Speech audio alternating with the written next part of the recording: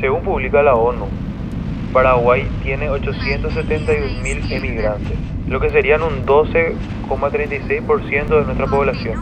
Esto sin contar con la migración ilegal. Fíjate que la migración trae beneficios económicos a nuestro país. Sí, a través de las remesas, ese dinero que envían mes a mes. Muchos se encuentran hoy lejos de casa. Y si les cuesta luego venir al Paraguay, imagínate cómo deben estar en este momento con las fronteras cerradas. Hoy está muy difícil volver.